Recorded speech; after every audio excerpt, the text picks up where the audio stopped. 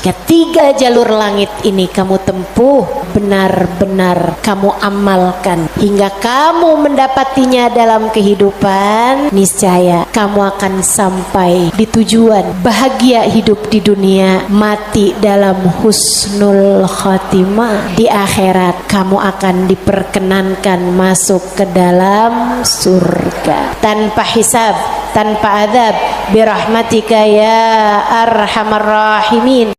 Assalamualaikum warahmatullahi wabarakatuh. Alhamdulillah, wassalatu wassalamu ala rasulillah Muhammad ibn Abdillah wa ala alihi wa sahbihi wa man wala. Subhanaka la ilma lana illa ma 'allamtana innaka antal alimul hakim. Rabbi syrah li sadri wa yassir li amri wahlul 'uqdatan min lisani yafqahu qawli, amma ba'du. Baik, sebelum kita mulai, kita akan baca niat belajar bersama-sama. Mudah-mudahan ilmunya nanti sekali lagi jadi ilmu yang manfaat buat kita sekalian. Bismillahirrahmanirrahim. Nawaitu ta'allum wa ta'lim wan naf'a wal intifa' wal mudzakarah wat tadhkir wal ifadah wal istifadah wal hidza 'ala tamassuk bi kitabillah wa sunnati rasulillah sallallahu alaihi wa alihi wasallam wa du'a ilal huda والدلالة على الخير ابتغاء مرضاته وقربه وثوابه وحسن الخاتمة مع اللطف والعافية وصلاح العاقبة برحمتك يا أرحم الراحمين. La hadratin Nabi Muhammad sallallahu alaihi wasallam wa alihi washabihi azwaji wa dzurriyyati wa ahli baiti wasallim wa jamil anbiya wal mursalin wal kulli ajma'in anna Allah yaghfiruhum wa yarhamuhum wa ya'li darajatihim fil jannah wa yanfa'una barakatihim wa asrarihim wa anwarihim wa ulumihim wa nafaatihim fid din wa dunya wal akhirah. Al-Fatihah, baca bersama-sama. A'udzu billahi minasyaitonir rajim. Bismillahirrahmanirrahim. Alhamdulillahi rabbil alamin. Arrahmanir rahim. Maliki yaumiddin. Iyyaka na'budu wa iyyaka nasta'in. Ihdinas siratal mustaqim. Siratal ladzina an'amta 'alaihim ghairil maghdubi 'alaihim waladdallin. Amin. Taqabbalallah minna wa minkum, taqabbal ya karim. Peta kebahagiaan hidup dunia membawamu kepada kebahagiaan hidup akhirat. Peta untuk membuatmu kenal kepada Sang Pencipta. Jalan hidup yang dapat membawamu menuju surga. Ini namanya jalur langit. Yang paling rugi yang gak mau ngikutin peta ini. Yang paling sukses yang jalan hidupnya mengikuti peta ini, mengikuti jalur langit ini. Karenanya adik-adik, ibu-ibu, saudariku sekalian yang saya muliakan, izinkan saya di kajian pada siang hari ini menyampaikan padamu tentang bagaimana cara kita menempuh perjalanan menuju Allah Subhanahu wa ta'ala lewat jalur langitnya. Biar gak sumpek hidupmu di dunia, biar matimu husnul khotimah, biar di akhirat nanti dapat masuk surga. Bukankah itu yang kamu mau? Bukankah itu yang kamu inginkan? Adik-adik, bukankah itu adalah cita-citamu? Betul? bahagia di dunia, mati husnul khotimah, di akhirat masuk surga. Adakah keinginan lebih tinggi daripada itu? Adakah cita-cita lebih mulia daripada itu? Enggak ada. Mesti menempuh jalur langitnya, karena surga adanya di langit. Karena segala kebaikan-kebaikan turun dari alam langitnya Allah Subhanahu wa taala menuju ke alam dunia ini. Saat kamu rasa dadamu sesak di dunia, maka naiklah ke atas dan menengadahlah. Maka dada langit siap untuk merengkuhmu, menjadikan sesakmu tak lagi bernilai apa-apa. Sesakmu jadi lega, sesakmu jadi lega. Ayo nih, buat adik-adik yang kegalauan mulu, dengerin saya. Buat ibu-ibu yang pusing mulu, terutama kalau lihat sisa saldo akhir bulan, dengerin saya. Simak baik-baik jalur langit. Gimana sih caranya kita menempuh jalur langit? Pertama,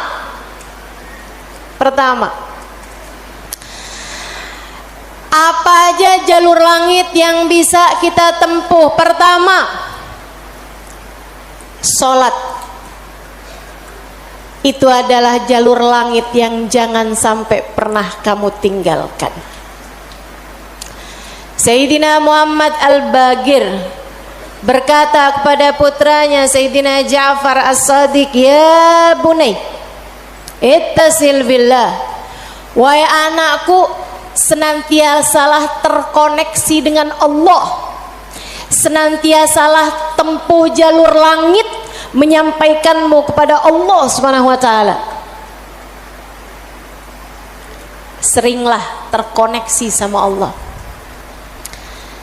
Anaknya bertanya, "Kaifa attasil bih ya walidi?" Bagaimana caraku untuk selalu terkoneksi dengan Allah? Bagaimana caraku berkomunikasi sama Allah? Bagaimana caraku menempuh jalur langit? Ayahandanya berkata, kalau kamu ingin kamu berbicara dengan Allah, sholatlah. Kalau kamu ingin Allah berbicara kepadamu, bacalah Al-Quran.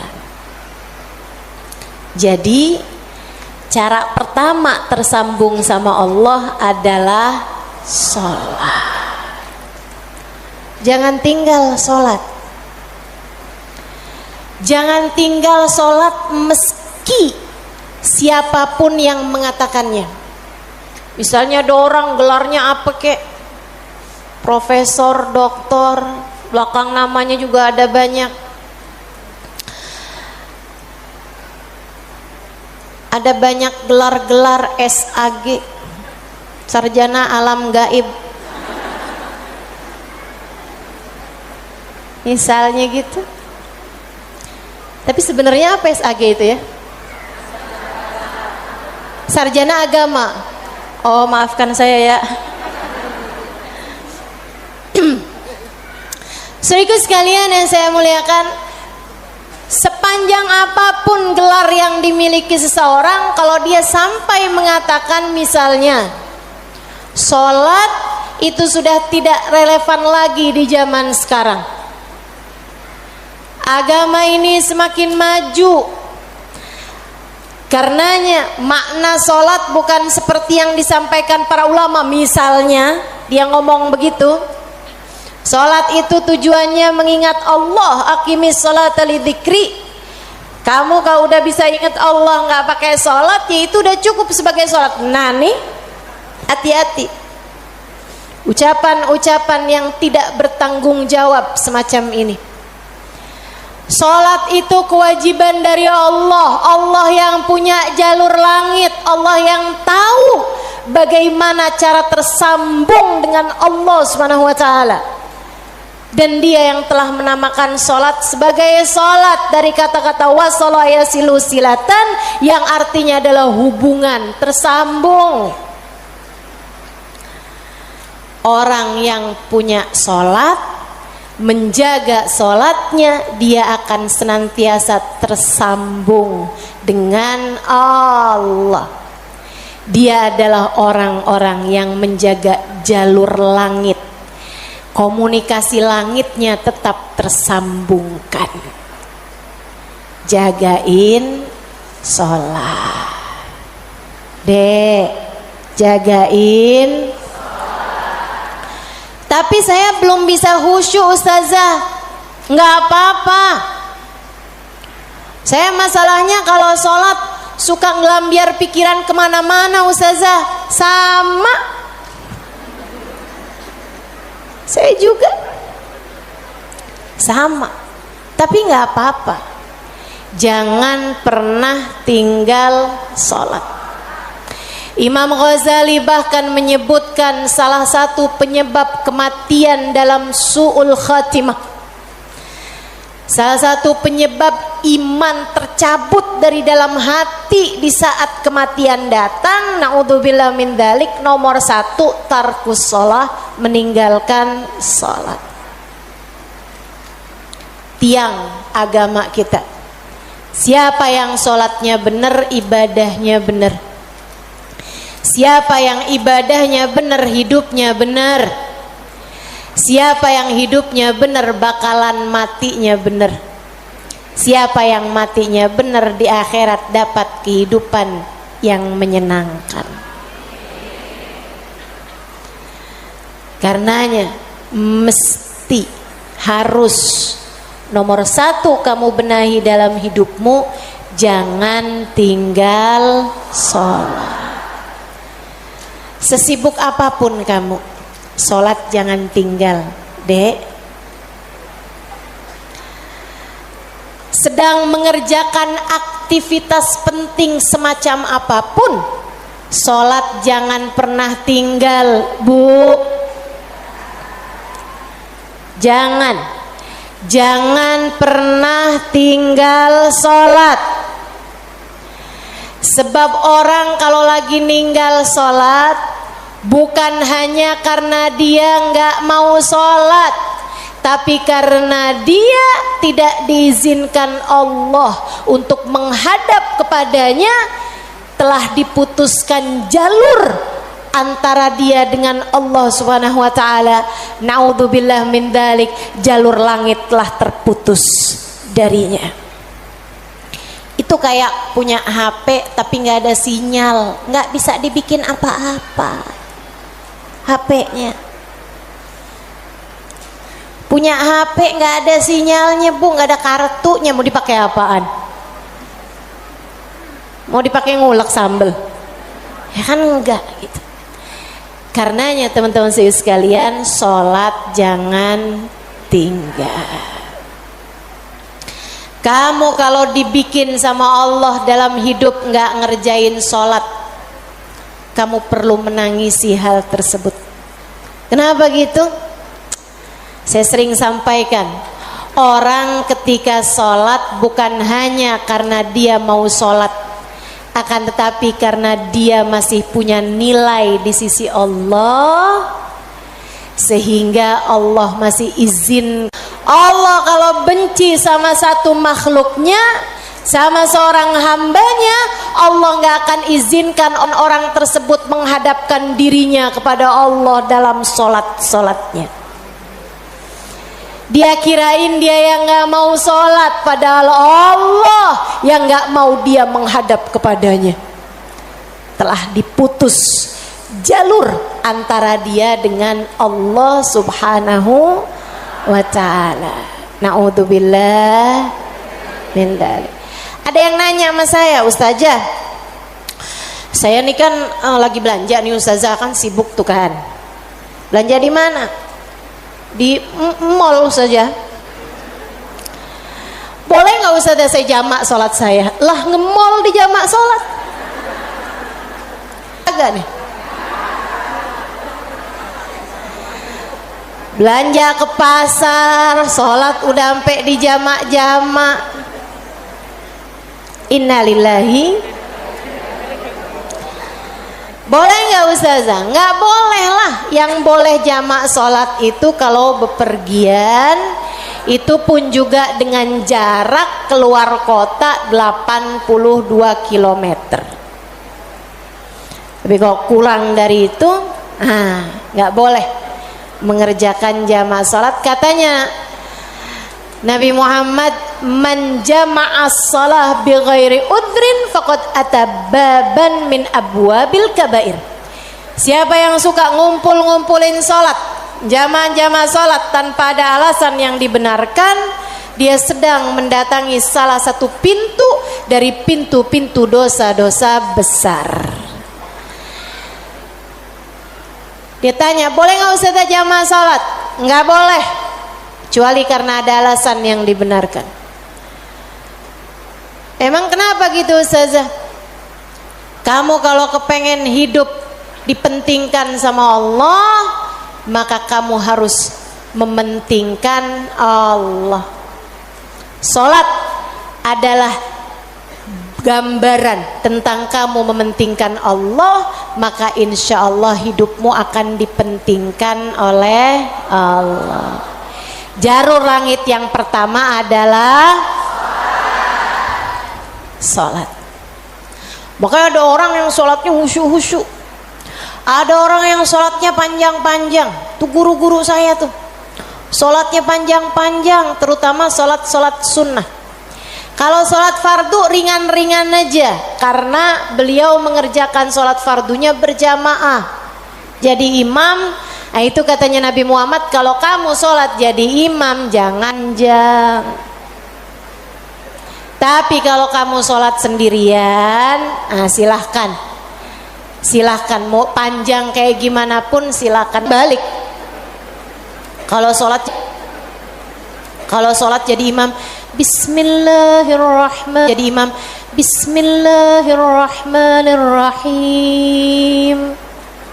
Jadi imam. Dalam sholat sendirian, Bismillahirrahmanirrahim. Jalur langit yang indah, jangan pernah jadikan doa hanya sekedar, sebab doa adalah semua yang kamu perlukan. Bu, Kak, Dek, Nak, dengerin saya. Kamu yang sekarang adalah hasil dari doa-doamu di masa lalu. Coba liatin dirimu itu. Kamu yang sekarang adalah hasil dari doa-doamu di masa lalu. Orang-orang besar yang kamu lihat sekarang ini adalah hasil dari doa-doanya di masa-masa lalu. Oh, kamu lihat, orang itu pinter banget ya. Adalah karena di masa dulunya, di masa kecilnya, di masa remajanya, ia selalu mengangkat tangan untuk minta dari Allah Subhanahu wa taala, Rabbi zidni ilman nafi'a. Ya Allah, tambahkanlah untukku ilmu yang bermanfaat. Ya Allah, ajarkanlah kepadaku ilmu-Mu. Ia selalu minta kepada Allah Subhanahu wa taala ilmu, sehingga Allah pun memberi kepadanya ilmu. Siapapun yang kamu kenal, orang-orang hebat-hebat yang ada di sekitarmu, itu adalah hasil dari doa-doanya di masa-masa lalu. Tinggal kamu lihat dirimu itu. Kamu pengen jadi kayak gimana? Tempuhlah jalur langit dengan perbanyaklah berdoa. Dan itu bukan hanya urusan dunia, urusan akhirat lebih jelas lagi. Sampai saya pernah dengar satu cerita, ada dua orang, ibadahnya di dunia sama, ibaratnya nilai rapotnya nih sama persis. Nilai rapotnya sama persis waktu hidup di dunia. Dua-duanya sama-sama soleh, dua-duanya. Akan tapi yang satu dimasukkan ke dalam surga, kan ke surga Firdausul A'la yang paling tinggi. yang dinaikkan di surga yang bawahnya, dia protes, ya Rob, dia nilainya sama loh sama saya. Kenapa kok dia dikasih surga yang paling atas sementara saya di surga yang bawahnya? Walaupun surga tuh biar kata di emperan enak, tapi ya masa kamu mau minta surga yang emperan? Sehingga sekalian, hadir majelis aja di emperan gak enak, apalagi di surga. Dia tanya sama Allah, ya Allah, kenapa kami berdua nilainya sama tapi dia dinaikkan di surga Firdaus yang paling tinggi sementara saya. Itu sebabnya Nabi Muhammad mengatakan, idza sa'altumul jannah fas'alu al-firdausal a'la. Kalau kalian lagi minta surga, jangan tanggung-tanggung, mintalah surga Firdaus yang paling tinggi. Gitu. Doa deh, doa, jangan ditinggal. Doa, doa, perlu banget. Kamu harus sering-sering doa. Ustadzah, doa yang paling bagus apa? Lah doa itu urusan minta kok.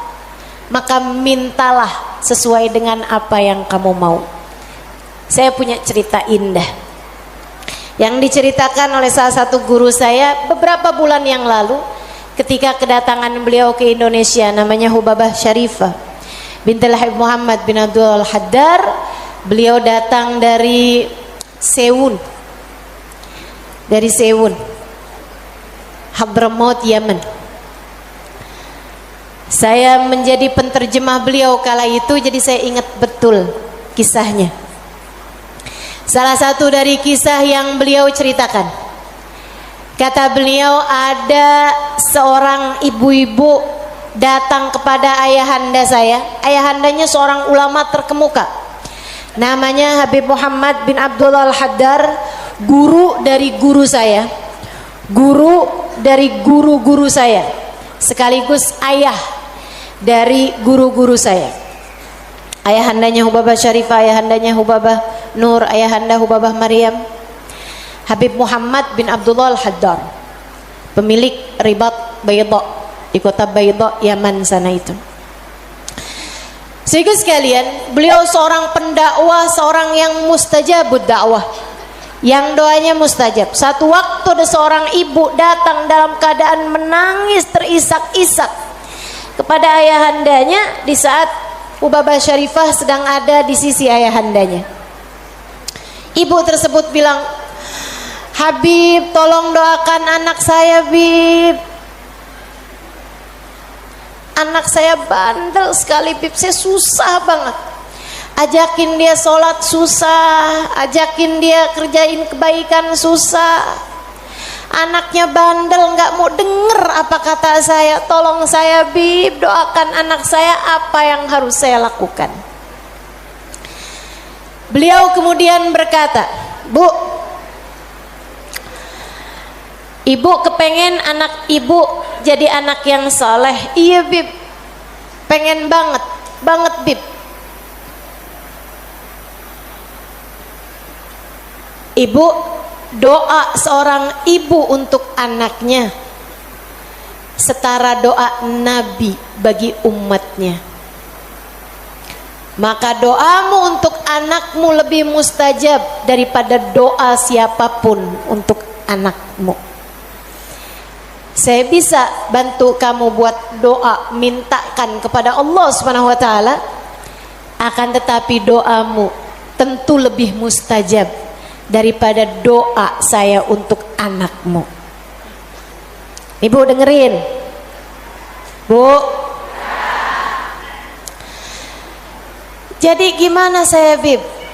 Ibu bangun di waktu malam, ibu tahajud beberapa rakaat, kemudian seperti kamu menangis di hadapan saya untuk minta anakmu didoakan oleh saya, menangis pulalah di hadapan Allah. Sampaikan kepada Allah apa yang kamu sampaikan kepadaku, atau apa yang ingin agar saya sampaikan kepada Allah tentang anakmu, sampaikan pula itu kepada Allah Subhanahu wa taala. Baik Bib, pulang dikerjain. Nah itu perempuan kalau solehah gitu tuh, kalau dengar kebaikan, sami'na, saya dengar, kemudian saya patuhi. Ini yang dengar di sini juga insya Allah seperti itu. Apa yang didapat pada hari ini semoga dapat diamalkan. Yang pertama tadi jangan tinggal. Yang kedua tadi barusan ini perbanyak jalur langit. Dia pun mengerjakannya, bangun di waktu malam nangis, ya Allah tolong liatin anak saya, kesianin anak saya ya Allah, solehkan dia ya Allah, tolong pandang anak saya dengan pandangan kasih sayangmu ya Allah, saya nggak ngerti cara melakukannya ya Allah, seperti mana engkau telah menjadikan anak-anak dari hamba-hambamu yang soleh salehah. Kau jaga mereka, jaga pula lah anakku ya Allah, jauhkan dari segala dosa-dosa, jauhkan dari segala kejahatan-kejahatan, tolong jaga anak saya ya Allah. Terus didoain anaknya, didoain anak, didoain anaknya, malam demi malam, malam demi malam. Dan Bu, Kak, Dek, Nak, doa itu bukan instan. Doa itu tidak seperti kamu nyeplok telur sekarang mateng sekarang, nggak gitu, nggak gitu. Doa itu Allah mau lihat kesungguhan hatimu dalam meminta. Perlu waktu yang sering kali tidak sebentar, sebab Allah mau melihat kesungguh-sungguhanmu. Karenanya kalau doamu belum diijabah, jangan menyerah. Dek, kalau doamu belum diijabah, jangan nyerah. Kamu masih sangat mungkin untuk diijabah doamu selagi kamu tidak berhenti berdoa. Ingat-ingat ucapan saya. Kamu masih sangat mungkin untuk diijabah doamu itu selagi kamu tidak berhenti berdoa. Doa terus, kata Hubabah Syarifah, setahun, 2 tahun, 3 tahun, 4 tahun, 5 tahun, 6 tahun. Kemudian anak yang dulu pernah membuat ibunya menangis karena kenakalan anak tersebut, karena ketidaksolehan anak tersebut, sekarang telah menjadi seorang anak yang dapat membuat ibunya tersenyum bangga. Di usia-usia hampir 20-an tahun, anak tersebut menjadi anak paling soleh di kampungnya, hafal Al-Quran 30 juz dengan 7 bacaannya, qiraatus sab'ah. Anak yang jauh dari kenakalan-kenakalan remaja, anak yang dekat dengan para ulama, anak yang mengetahui banyak ilmu agama, anak yang menjadi sangat soleh, idaman semua para orang-orang tua. Jangan nyerah, jangan nyerah. Jika kehidupan membuatmu tersungkur, itu adalah waktumu untuk membenamkan dirimu dalam sujud-sujud panjang kepasrahan. Kemudian kamu langitkan doa hingga Allah mengijabah doa-doamu itu. Saya ulangi, jika badai kehidupan membuatmu jatuh tersungkur, itu adalah saat yang tepat untukmu membenamkan wajahmu dalam sujud-sujud kepasrahan. Kemudian kamu langitkan doa-doamu, berbisik di bumi, namun suaramu didengar hingga ke arsy. Saat itulah Allah akan mengijabah doamu itu. Jangan pernah berhenti berdoa. Jangan remehkan doa. Jangan remehkan doa. Saya, Dek, pernah muda juga kayak kamu. Ya masa lahir langsung gede gini. Sewaktu saya remaja, masuk umur 12 tahun, 13 tahun, sebelum balik bahkan saya udah berada di pondok pesantren. Jadi saya itu nggak pernah ngalamin masa belum berjilbab sebelum balik. Maksudnya ketika balik tuh saya udah mulain berjilbab. Alhamdulillah, nikmat dari Allah Subhanahu wa taala. Adik-adik saudaraku sekalian, saat saya kecil, saya ada di pondok-pondok pesantren, saya mulai kenal ustadz-ustadz, ustadzah-ustadzah, ulama-ulama yang membuat saya jatuh cinta dengan ilmu agama. Alhamdulillah, Allah kasih rasa dalam diri saya keinginan untuk selalu belajar. Saya punya keingintahuan yang banyak terhadap urusan ilmu. Jadinya saya seneng banget belajar. Nah di waktu kecil itu tadi, umur 12-an tahun sebagai santri, kan selain dari belajar ada kewajiban lain tuh. Cuci baju, apalagi kalau dapat piket, bersihin kamar mandi, nyapu kamar, ngepel kamar. Itu saya sangat tersiksa sekali, sebab saya ini adalah pemalas. Jadinya karena saya pemalas urusan bebersih dan saya mendadak rajin ketika urusannya belajar. Saya seneng belajar, saya seneng tahu, saya suka mikir. Saya tuh kalau lagi baca kitab gitu seneng banget. Saya kalau lagi belajar gitu seneng banget. Apalagi kalau ustadzanya yang nyampein ilmu dengan cara-cara yang sangat saya sukai gitu, ngasih tahu hal-hal yang nggak ada di dalam kitab gitu.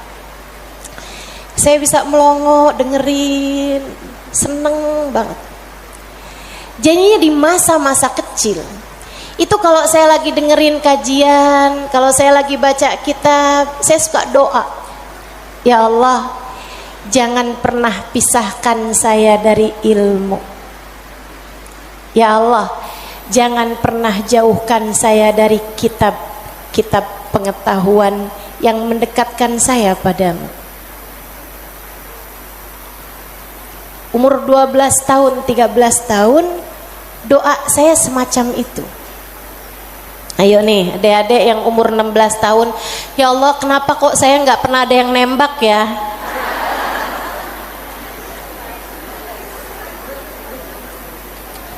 Kata Allah, ya karena aku sayang padamu, karena aku berkehendak untuk menjagamu gitu.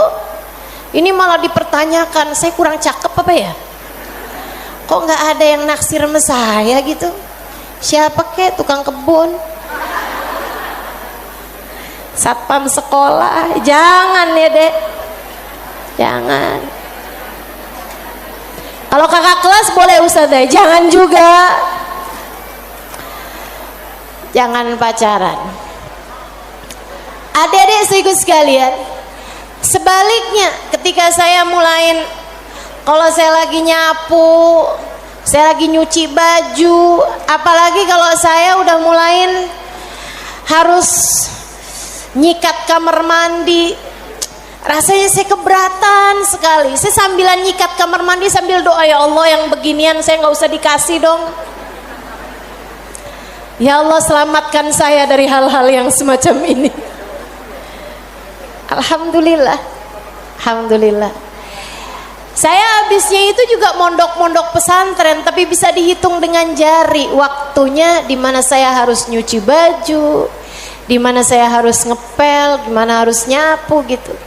Kayak alhamdulillah, saya punya banyak orang-orang yang mau mengerjakannya buat saya. Alhamdulillah. Allah bakal kasih. Kata Allah Subhanahu wa taala, "Ud'uni astajib lakum." Mintalah kepadaku, niscaya akan aku ijabah. Minta, doa, jangan berhenti berdoa. Ayo adik-adik, kamu punya panjang masa depan insyaallah. Umurmu mudah-mudahan masih tersisa panjang insyaallah. Jangan sesali dengan di masa tua kamu enggak dikasih hal-hal besar dalam kehidupan karena kamu tidak pernah memintanya kepada Allah. Minta, ya Allah, pandanglah aku dengan pandangan kasih sayang-Mu.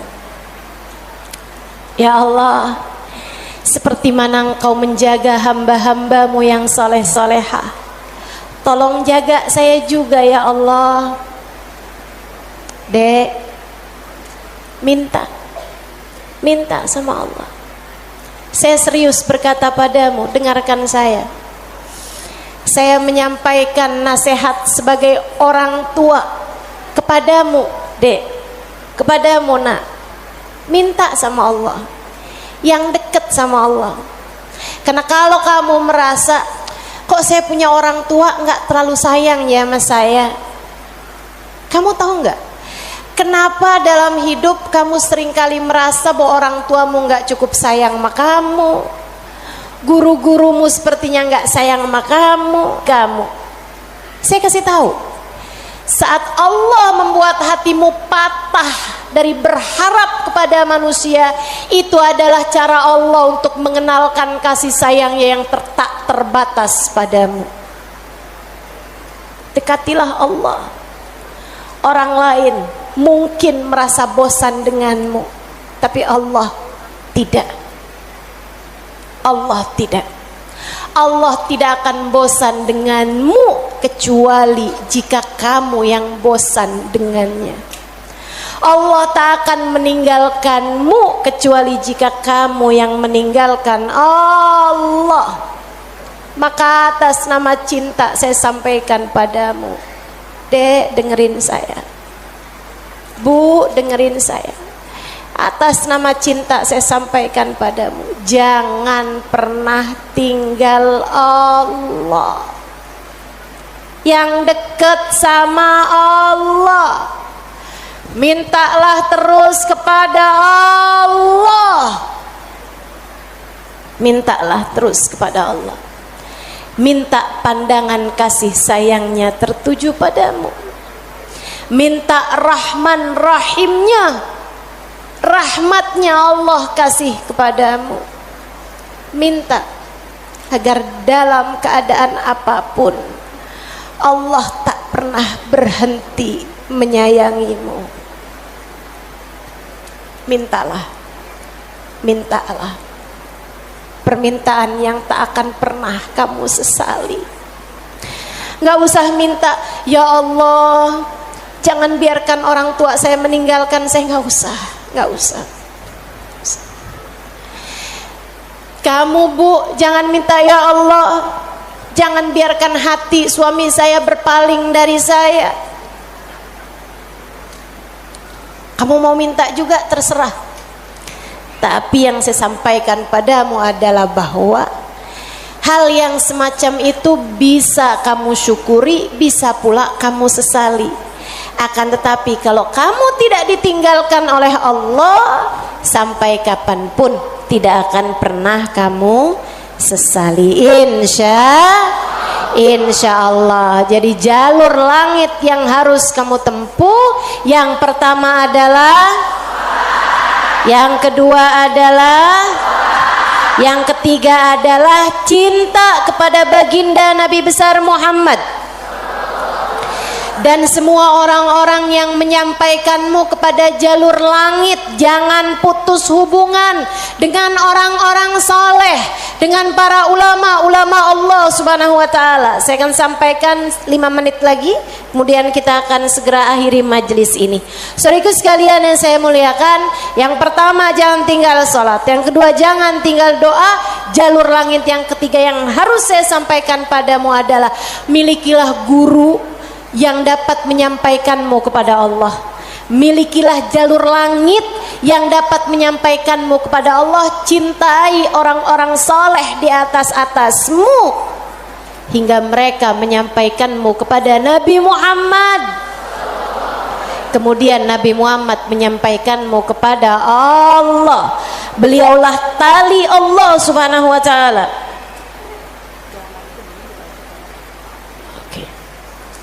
Beliaulah tali Allah subhanahu wa ta'ala yang terbentang kepada kita sekalian.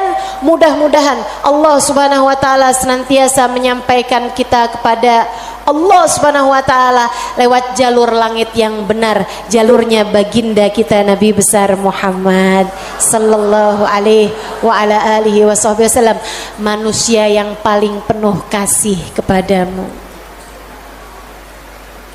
Andai kamu tahu seperti apa sayangnya Nabi Muhammad kepadamu, niscaya air matamu akan senantiasa meleleh karena rindu padanya.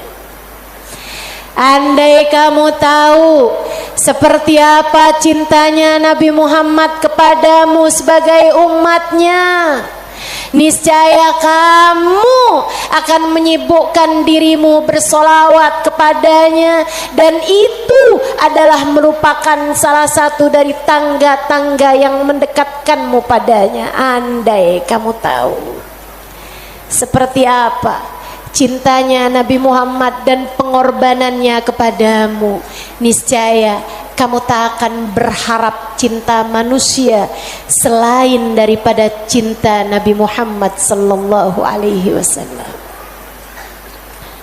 Maka 3 jalur langit ini kalau kamu tempuh, kamu tidak akan pernah tersesat jalan. Kamu akan sampai di tujuan. Peta kehidupannya menjadi terbaca dan kamu akan melangkah tanpa keraguan. Jika 3 jalur langit ini kamu tempuh, dari sholat tidak ada yang kamu tinggal, dan kamu tambahi dengan ibadah-ibadah sholat sunnah pula, terutamanya di keheningan malam, di sepertiga malam yang terakhir. Juga doa. Dalam keadaan apapun kamu memperbanyak berdoa. Saat kamu bersama dengan orang-orang saleh, saat kamu duduk di majelis-majelis ilmu adalah saat yang begitu indah untuk kamu berdoa meminta kepada Allah Subhanahu wa taala jalla jalaluhu wa ta'ala azamatu. Kamu jadikan doa tidak hanya sekedar, melainkan semua yang kamu perlukan. Kemudian besar cintamu kepada baginda Nabi besar Muhammad sallallahu alaihi wasallam, maka itulah 3 dari rahasia jalur langit yang dapat saya sampaikan kepadamu. Jika ketiganya benar-benar kamu amalkan hingga kamu mendapatinya dalam kehidupan, niscaya kamu akan sampai di tujuan, bahagia hidup di dunia, mati dalam husnul khatimah. Di akhirat kamu akan diperkenankan masuk ke dalam surga tanpa hisab, tanpa adab, birahmatika ya arhamar rahimin wa bijudika ya ajwadal ajwadin innahu waliyyu dzalika wal qadir alaih. Kita akan baca doa nih ya. Baru saja saya diberitahu oleh panitia bahwa doa maulidnya belum dibaca. Kita akan baca doa maulidnya sambil kita memohon kepada Allah. Semoga Allah Subhanahu wa taala mendekatkan kita dengannya insyaallah dan mendekatkan kita dengan baginda kita Nabi besar Muhammad sallallahu alaihi wasallam. Allahumma salli wa sallim wa barik alaihi wa ala alihi sallallahu alaihi. Alhamdulillahi Rabbil Alamin. Allahumma salli wa sallim ala Sayyidina Muhammadin wa ala alihi wa sahbihi ajma'in. Wa laqad ashartu lin'ati man awsafuhu tuhyil quluba tuhayyijul asjana. Wallahu qad adna alayhi fama yusawil qawlu minna wa yakunu thanana. Lakinna hubban bisarairi qad alimati safwati rabbina wa ahadana. وإذ امتزجنا بالمودة ها هنا نرفع أيدي فقرنا ورجانا بالواحد الأحد العلي إلهنا متوسلين بمن إليه دعانا مختاره وحبيبه وصفيه زين الوجود به الإله حبانا يا ربنا يا ربنا يا ربنا بالمصطفى اقبلنا أجب دعوانا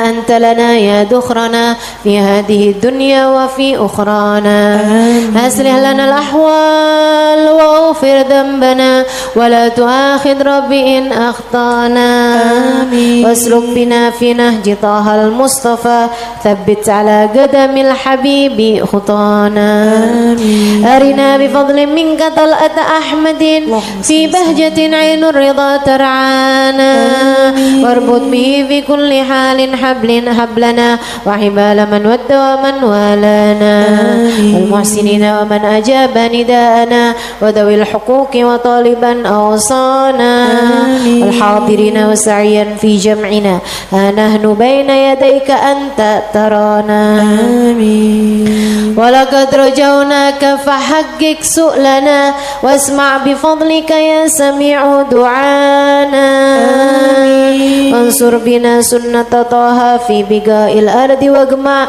كل من عادانا وانظر إلينا واسكنا كأس الهنا واشفي وعافي عاجلا مرضانا واقض لنا الحاجات. Silakan sebutkan hajat masing-masing.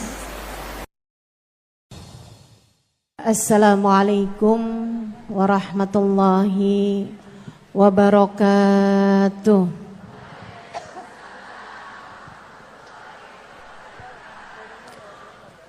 Alhamdulillah.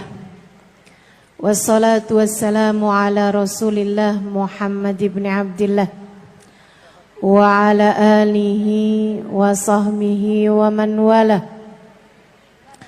Subhanaka la ilma lana illa ma 'allamtana innaka antal alimul hakim. Rabbi shrah li sadri wa yassir li amri wahlul 'uqdatan min lisani yafqahu qawli.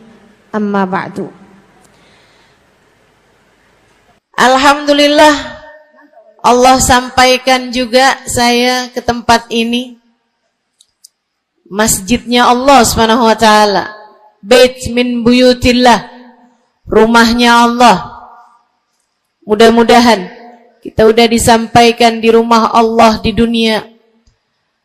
Allah sampaikan pula ke Baitullahil Haram di Mekkah. Dan Allah sampaikan pula di tempat keridhaannya surga Allah di akhirat nanti insyaallah. Amin ya rabbal alamin. Rabbi la tukhzini yawma yub'atsun yawma la yanfa' mal wala banun illa man atallaha biqalbin salim. Kata Nabi Ibrahim yang Allah tuliskan dalam Al-Quran, ya Allah, jangan kecewakan aku, jangan buat aku susah pada hari di mana Engkau membangkitkan hamba-hambamu.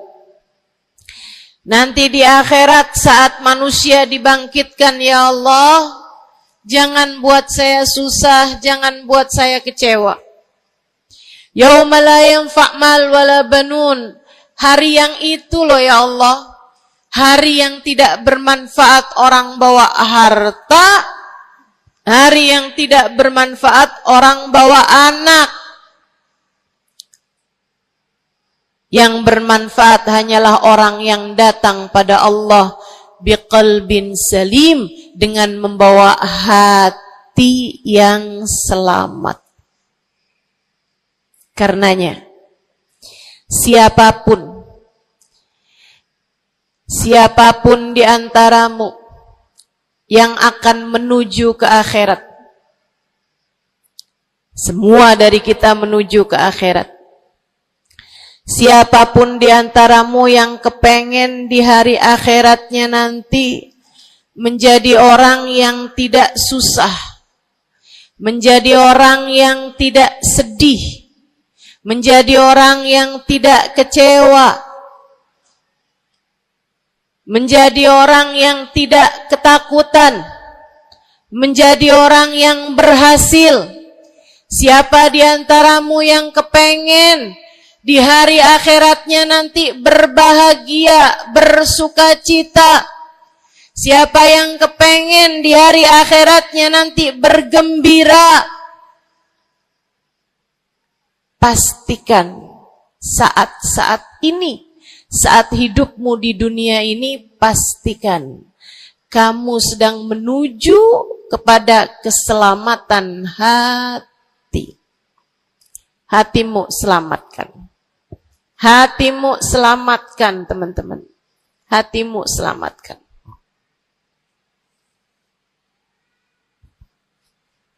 Semoga Allah karuniakan kepada kita selamatnya hati, insyaallah. Amin.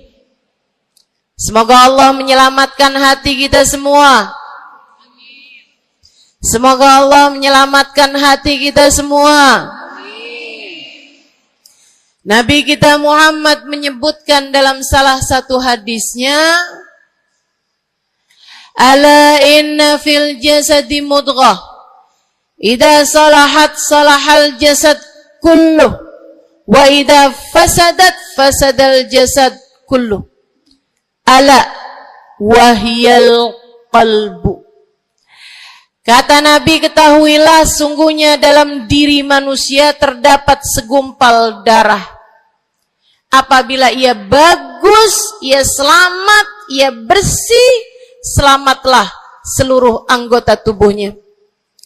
Apabila ia rusak, ia hancur, ia gelap, ia mati, maka hancur pulalah seluruh anggota tubuhnya. Ala wahiyal qalbu, ketahuilah segumpal darah tersebut bernama hati. Maka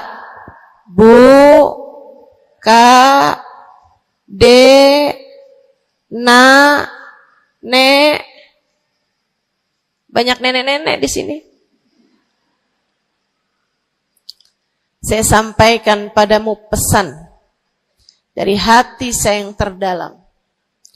Berhati-hatilah dengan hati. Yang hati-hati sama hati, apa yang ada di dalamnya? Coba silahkan kamu pikirkan nih, kondisi hati saya ini kayak apa. Kita kalau badan lebih gampang ngerasainnya. Saya kalau ditanya, Ustazah lagi sakit? Iya. Sakit apanya Ustazah? Kaki. Saya bisa jawab. Tapi kalau kamu ditanya misalnya, gimana kabar hati kamu?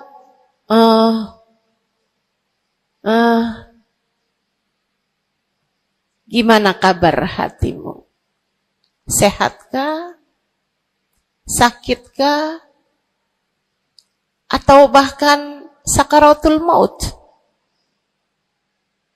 Hatimu bercahayakah? Gelapkah?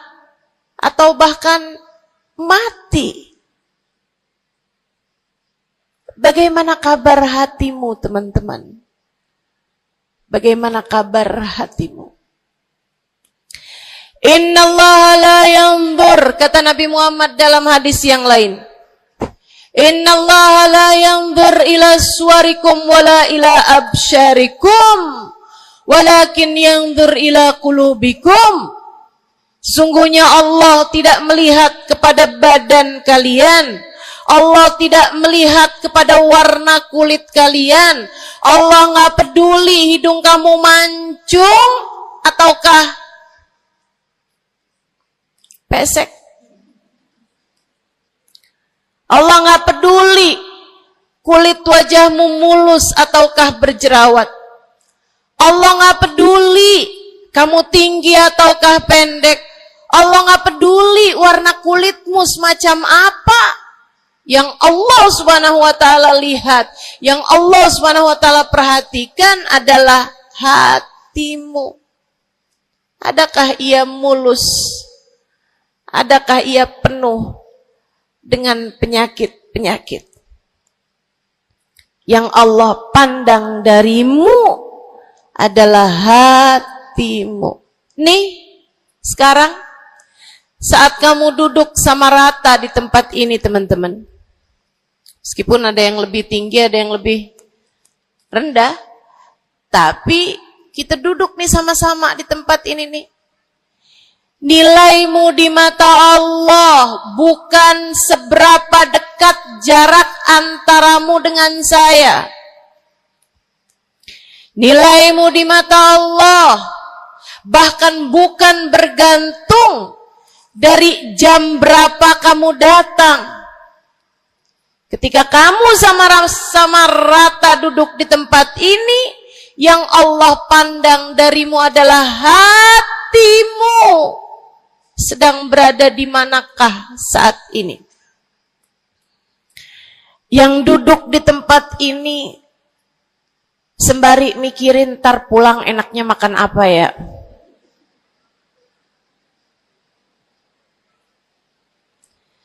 Yang duduk di tempat ini sambil mikirin, kok saya lapar ya? Iya, belum sarapan.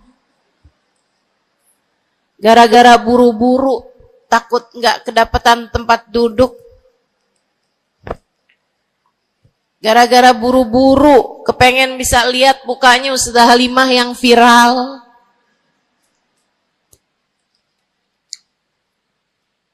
Hatimu.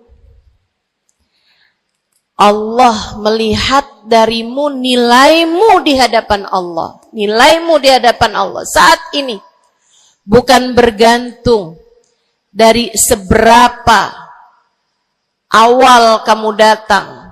Bukan bergantung pada hal-hal yang lainnya. Akan tetapi yang Allah lihat darimu adalah hatimu. Adakah Allah di dalamnya? Adakah Allah di dalamnya? Adakah Allah di dalamnya? Pun demikian dengan kamu saat sholat, pun demikian saat kamu sedang sedekah. Semuanya masalah hati, teman-teman. Semua masalah hati. Kata guru saya Sayyidil Habib Umar bin Hafid, al-madar kullal madar fi salahil gulub. Urusan segala urusan, sumber segala macam urusan, dasar segala macam urusan ada pada bagusnya hati. Kalau udah hatinya bagus, bagus semuanya. Kalau udah hatinya busuk, busuklah semuanya. Semoga Allah selamatkan kita dari busuknya hati. Semoga Allah selamatkan kita dari busuknya hati. Amin ya rabbal alamin. Dunia, akhirat, masalah semuanya ada pada hati. Karenanya yuk kita bahas gimana sih caranya nyelamatin hati. Yang pertama,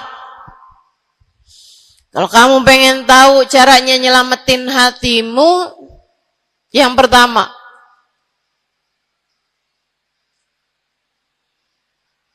bersihkan sampah-sampahnya. Nih, kamu mau rumah itu biar bagus, biar terjaga, biar selamat. Kamu lihat dalamnya, oh banyak sampah, banyak noda, banyak kotoran. Dari mulai kotorannya cicak, ayam, sampai mungkin anjing, karena lama nggak ditempatin. Karena lama nggak ditempatin. Ada banyak di antara kita yang kondisi hatinya semacam itu. Sampah begitu banyak dalam hatinya. Ada banyak di antara kita umat Islam yang kondisi hatinya semacam itu. Begitu banyak sampah di dalam hatinya tersebut. Semoga Allah selamatkan semuanya. Amin. Maka hal pertama, kalau kamu kepengen punya hati yang selamat, yang nomor satu adalah bersihkan hatimu dari semua sampahnya, keluarin. Apa sampahnya hati? Dosa-dosa yang telah kamu lakukan. Idza aznabal abd nakat fi qalbihi nuqtah sauda. Kata baginda kita Nabi besar Muhammad, idza aznabal abd, ketika seorang hamba mengerjakan dosa, tertorehlah di dalam hatinya satu titik hitam. Sampahnya hati. Kamu tiap kali bikin dosa, dosa apa aja? Bukan hanya dosa besar, zina, bukan hanya dosa besar, minum minuman keras atau narkoba, bukan hanya dosa besar, judi atau riba, bukan hanya dosa-dosa besar. Kalau itu titik hitam yang sangat besar tertoreh di dalam hatimu itu. Bahkan dosa-dosa kecil, sekedar marah-marah sama suami, atau ngambil uang suami. Gimana? Pernah? Rezeki istri solehah ustazah. Lagi mau nyuci, kelihatan, alhamdulillah. Emang haram ya ustazah? Ya haram, bukan punya kamu. Kan katanya ada hak istri dalam harta suami. Iya betul kalau dia kasih. Kalau dia kasih, kalau nggak kasih, nggak halal juga. Bahkan dosa-dosa kecil, seperti melihat tetangga, terus kamu bilang, ya ampun, cakep banget ya. Nyesel saya nggak kawin sama dia.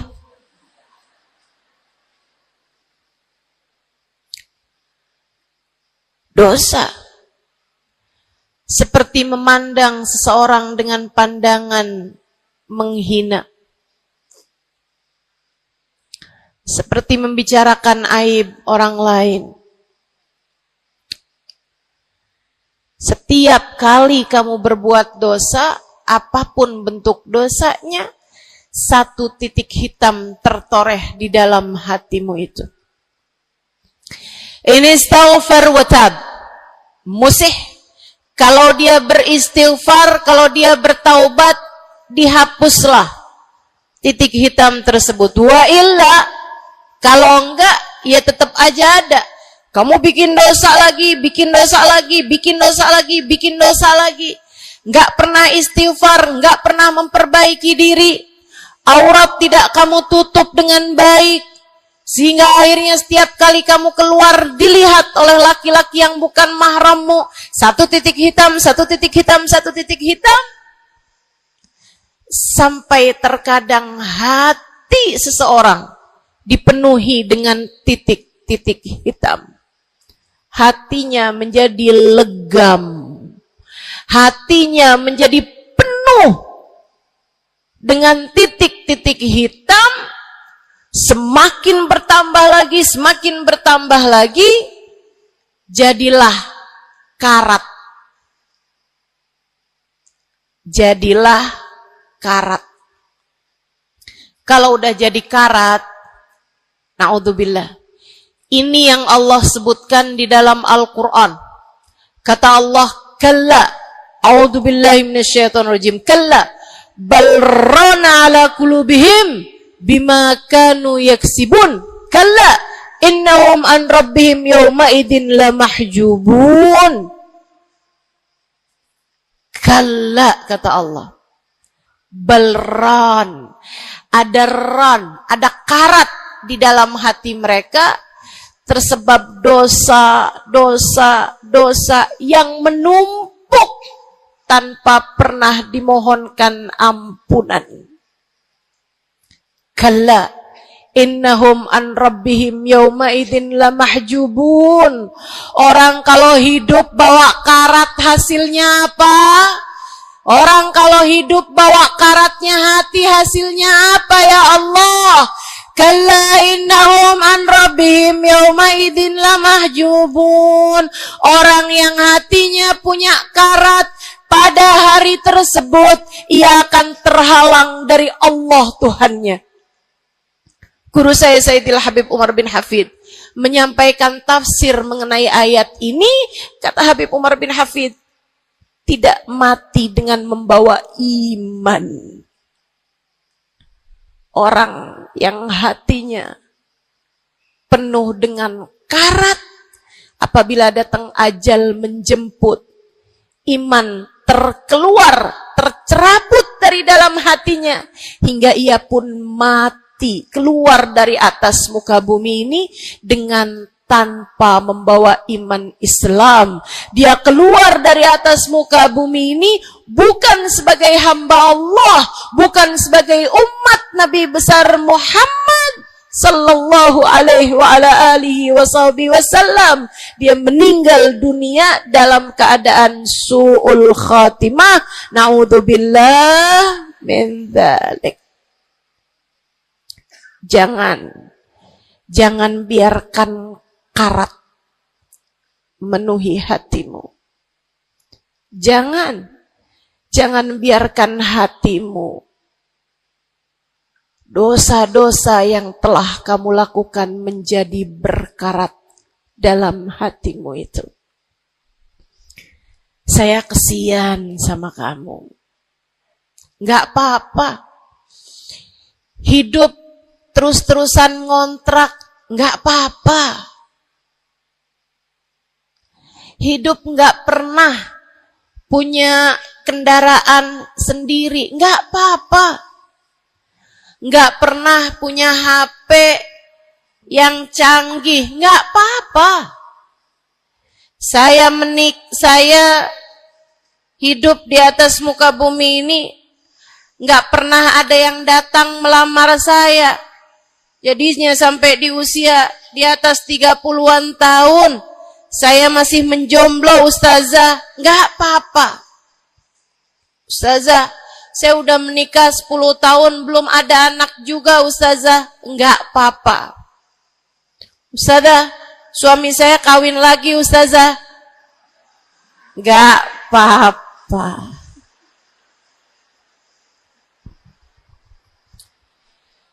Hidup di dunia ini, apapun yang terjadi, semuanya hanyalah sementara.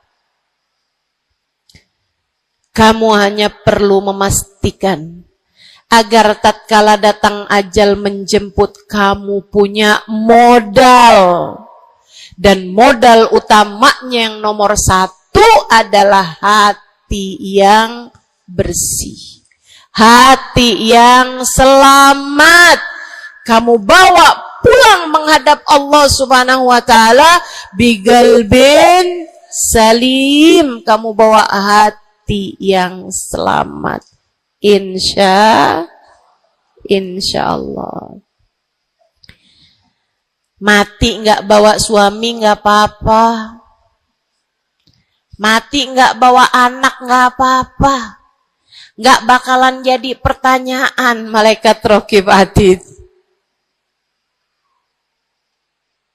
Tapi mati harus dengan membawa hati yang selamat.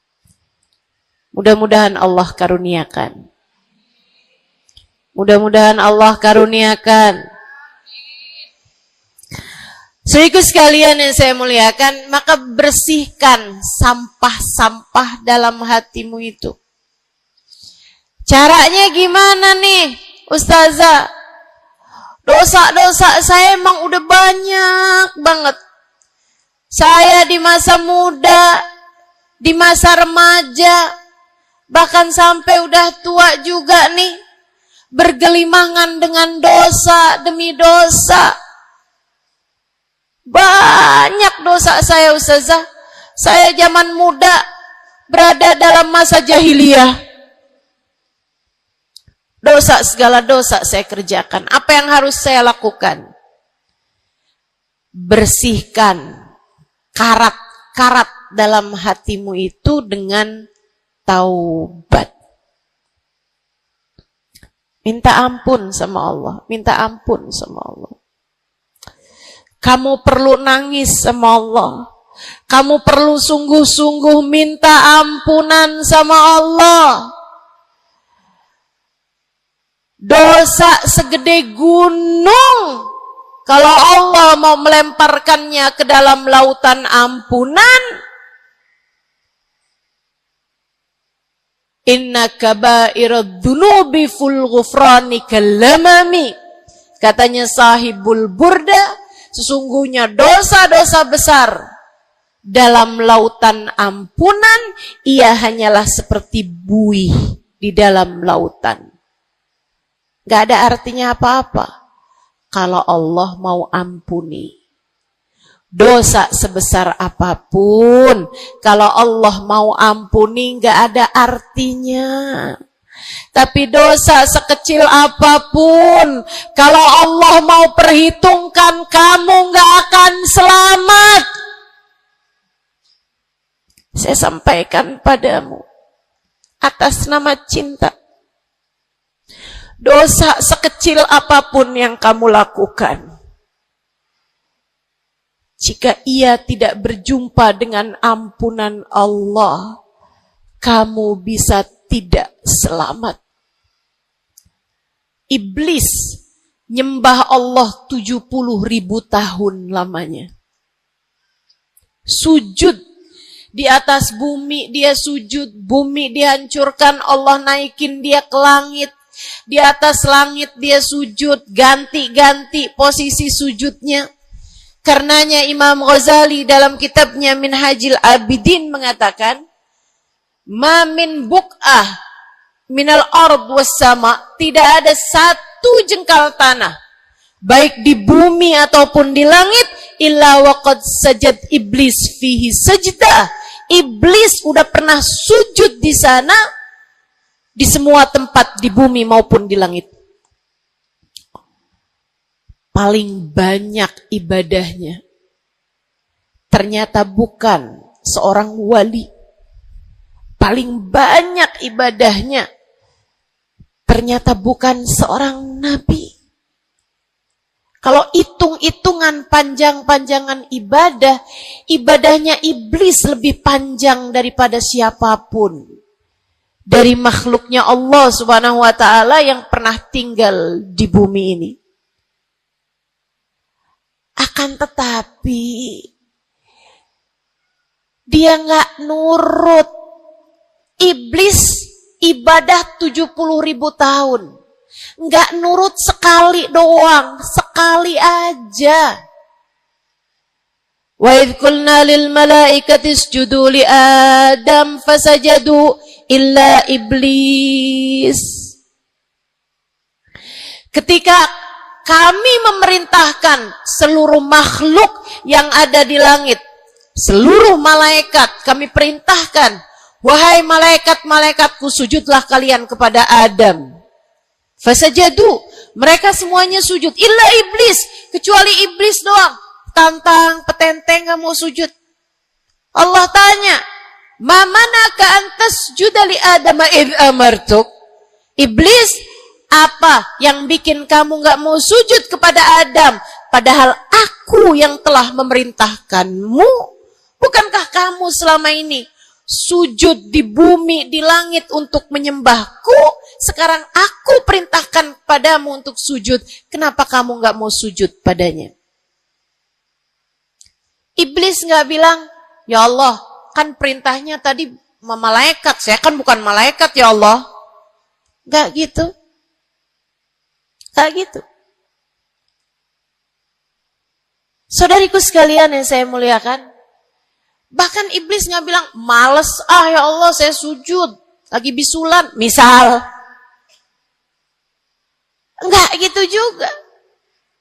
Makanya orang yang meninggalkan taat karena malas, karena bodoh misalnya, itu lebih dimaklumi teman-teman. Daripada yang kayak iblis ini nih. Ketika ditanya apa yang membuatmu gak mau sujud, wahai iblis kepada Adam, iblis dengan pongahnya, dengan sombongnya mengatakan, ana khairun minhu, saya lebih baik daripada Adam. Khalaqtani min nar wa khalaqtahu min tin. Saya berasal dari api, sementara Adam berasal dari tanah. Tanah diinjak-injak ya Allah, sementara api begitu hebatnya. Fahbit minha fa innaka rajim. Kata Allah, kita yang taat sama dosa sama-sama baik.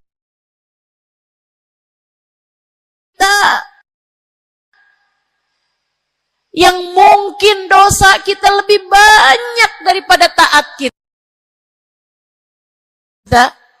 Kayak katanya Habib Ali Habsyi, kadang ada orang Islam, malaikat raqib yang nyatet pahala nganggur berbulan-bulan. Sementara malaikat atid yang nyatetin dosa sibuk bener. Gimana dengan kita? Iblis hanya satu saja melanggar aturan Allah. Allah kemudian mewahyukan padanya, keluar kamu wahai iblis dari surgaku. Sesungguhnya kamu terkutuk. Kamu, kalau Allah mau memperhitungkan satu saja dosa kamu, kamu gak akan selamat. Saya sampaikan padamu, iya kamu, semua yang dengerin saya. Kalau Allah mau memperhitungkan satu saja dosamu, kamu gak akan selamat. Kamu tidak akan selamat. Tapi kan saya anaknya Fulan bin Fulan. Tapi kan saya keturunannya Fulan bin Fulan. Tapi kan saya istrinya Fulan bin Fulan. Bu, Kak, Dek, Nak, nggak selamat siapapun kamu. Anaknya Nabi Nuh, nabinya Allah tenggelam. Pamannya Nabi Muhammad, paman baginda kita Nabi besar Muhammad, Abu Lahab, Allah tuliskan kehancurannya, kecelakaannya, kebinasaannya di dalam Al-Quran. Mau siapa yang kamu andalkan? Tapi kan saya udah banyak bikin taat, saya tiap malam bangun tahajud. Kamu nggak nyampe seujung kukunya ibadah iblis 70.000 tahun. 70.000 tahun. Sujud pada Allah SWT di tiap jengkal tanah. Nih tanah yang sekarang kita jejak ini pernah dibikin sujud sama iblis. Waktu iblis tinggal di atas muka bumi ini.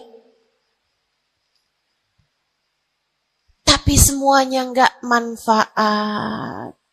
Kalau Allah mau memperhitungkan satu saja dosa hambanya, ia tidak akan selamat. Sebab Allah hanya mau menerima hati yang tidak ada sampah di dalamnya. Sebab hanya berkenan menerima hati yang tidak ada noda-noda di dalamnya. Sampah hatimu bersihkan, dosa-dosamu taubati, mintalah ampun kepada Allah. Mintalah ampun kepada Allah. Bangunlah di waktu malam, mandilah dengan mandi taubat. Saat-saat mandimu kamu bilang dalam hatimu, ya Allah, sebagaimana air membersihkanku dari segala kotoran-kotoran di badanku, ya Allah, bersihkanlah dosa-dosaku dengan hujan ampunanmu. Kemudian sholatlah 2 rakaat, 4 rakaat, sholat taubat. Kemudian sesudahnya, mulailah kamu ingat dosa-dosamu. Mulailah kamu ingat dosa-dosamu. Dari sejak kamu balik sampai sekarang ini. Betapa ia telah menggunung. Betapa ia telah melumuri dirimu itu. Betapa ia telah menjadikan dirimu kotor. Kemudian ingatlah nikmat yang telah Allah SWT berikan, bahwa bersama dengan banyaknya dosa-dosamu, ia tak henti-henti memberikan kepadamu kenikmatan demi kenikmatan. Bahwa meski matamu berulang-ulang kau pandang yang haram dengannya, Allah masih membiarkan matamu dapat melihat. Betapa meskipun telingamu berulang-ulang kamu pakai untuk mendengarkan aib-aib orang, nyatanya sampai sekarang telingamu masih dapat mendengar. Betapa lisanmu, berapa banyak hati tersakiti dari lisanmu itu. Mertuamu kamu sakiti, suamimu kamu sakiti, anakmu bahkan kamu sakiti. Bodoh banget sih jadi anak. Astagfirullah. Kamu kok bandel banget sih, mama nyesel punya anak kayak kamu. Astagfirullah.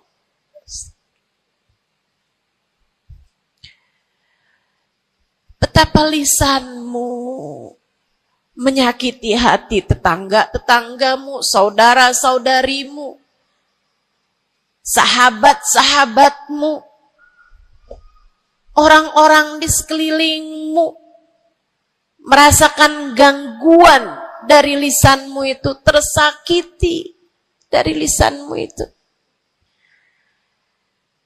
Tapi meskipun entah sudah berapa banyak dosa tercatat dari lisanmu, Allah masih tetap membiarkan lisanmu dapat berbicara sampai saat ini. Nikmat tak henti-henti Allah berikan kepadamu, bukan? Betapa durhakanya diri kita. Namun betapa penuh rahmatnya Allah kepada kita. Betapa berlumurannya kita dengan dosa-dosa. Namun betapa Allah bersama dengan segala dosa-dosa yang kita lakukan, tak henti-hentinya membanjiri kita dengan kenikmatan. Wa in ta'uddu ni'matallahi la tuhsuha. Kalau kamu mau hitung nikmatnya Allah, kamu tak akan pernah mampu menghitungnya. Sesudah kamu ingat-ingat dosamu, kamu ingat nikmat Allah kepadamu, kamu ucapkan seperti ucapan baginda Nabi Muhammad. Allahumma anta rabbi, la ilaha illa anta khalaqtani wa ana abduka wa ana ala ahdika wa wa'dika mastata'tu a'udzu bika min syarri ma sana'tu abu'u laka bi ni'matika 'alayya wa abu'u bi dhanbi faghfir li fa innahu la yaghfiru dzunuba illa anta. Ya Allah, Engkau adalah Tuhanku.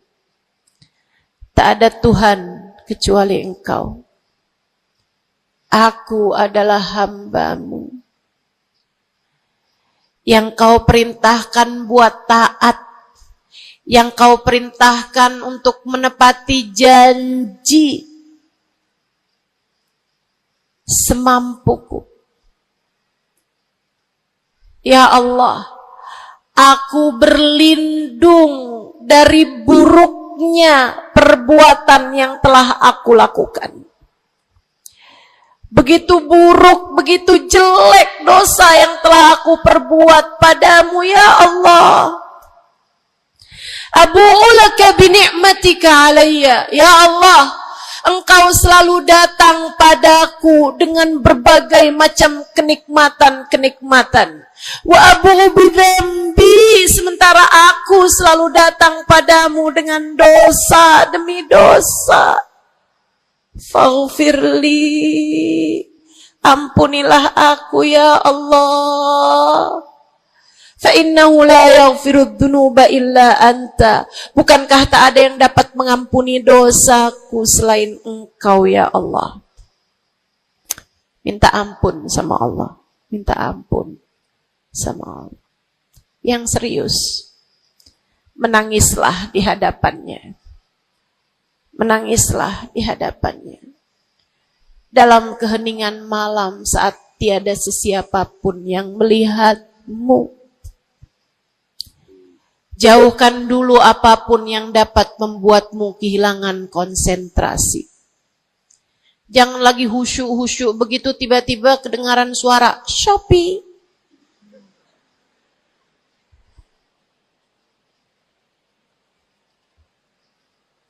Kamu langsung jadi hilang konsentrasi. Yang mana nih ya?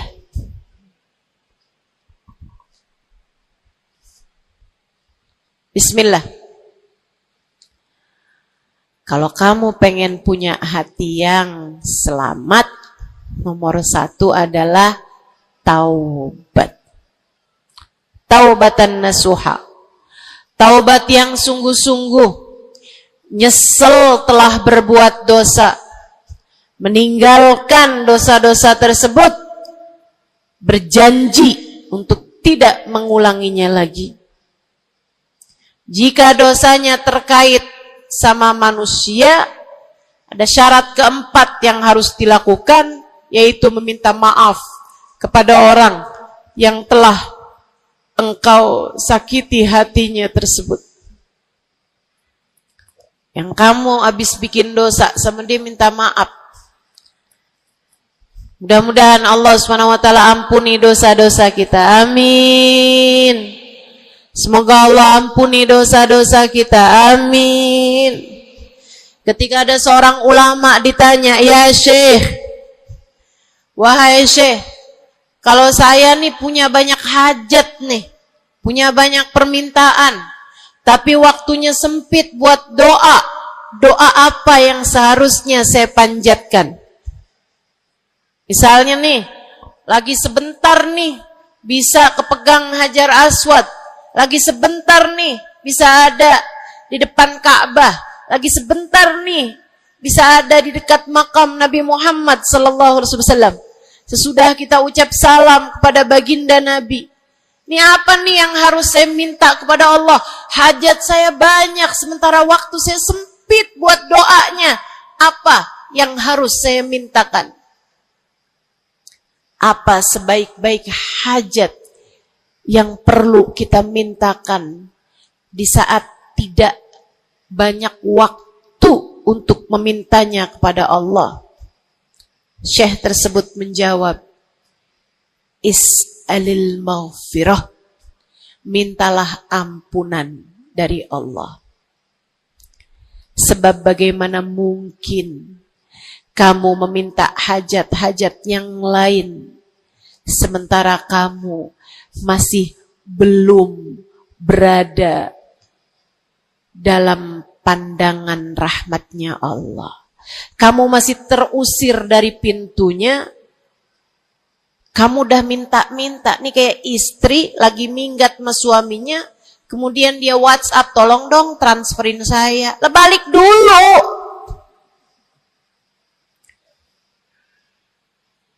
Baru minta. Tiap kita ngerjain dosa adalah tiap langkahan kita menjauh dari Allah Subhanahu wa ta'ala.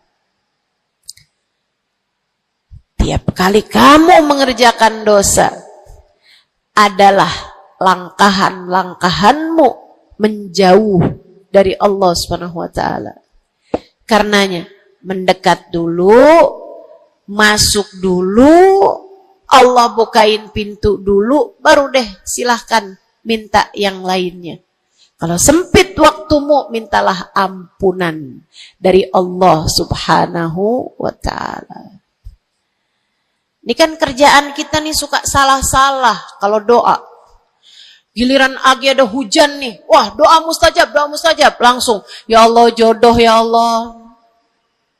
Yang cakep, yang ganteng, yang kaya, yang setia, yang soleh. Banyak bener. Padahal kalau ngelihat dirinya kagak ada pantes-pantesnya.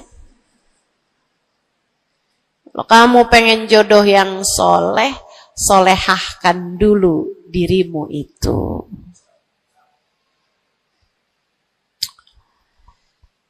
Begitu datang hujan, ya Allah, duit yang banyak ya Allah, duit yang banyak ya Allah.